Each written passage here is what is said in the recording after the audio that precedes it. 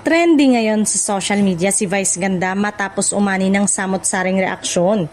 Ang umano'y paggaya niya sa kontrobersya na pangyayari sa Senado. Marami ang nakapansin sa naging biro ng comedian host na iniuugnay ng netizen sa mainit na usaping politika na kamakailan lamang ay naging laman ng balita. May ilang netizen na nagsabing naging insensitive umano ang naturang biro dahil seryoso ang insidenteng tinutukoy. Para sa kanila, hindi raw dapat ginagawang katatawanan ang mga sensitibong pangyayari, lalo na kung may kinalaman sa seguridad at pamahalaan. Dahil dito, mabilis na kumalat online ang iba't ibang opinyon at reaksyon mula sa publiko. Samantala, dumipensa naman ang mga tagahanga ni Vice Ganda at sinabing bahagi lamang ito ng kanyang trabaho bilang isang komedyante at host. Ayon sa kanila, matagal nang gumagamit si Vice ng mga trending topics at current events bilang bahagi ng kanyang comedy style.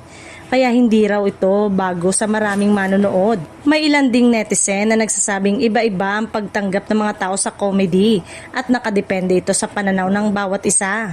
Habang may mga na-offend, meron ding nakakita rito bilang simpleng pagpapatawa lamang at walang masamang intensyon.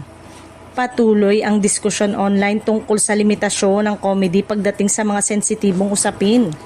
Sa katunayan, ay wala pang inilalabas na opisyal na pahayag si Vice Ganda kaugnay sa issue.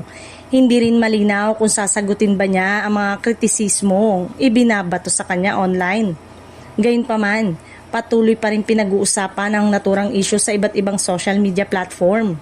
Si Vice Ganda ay isa sa mga pinaka-maimpluwensyang personalidad sa industriya ng showbiz at social media kaya mabilis talagang napapansin ng publiko ang kanyang mga banat at opinyon.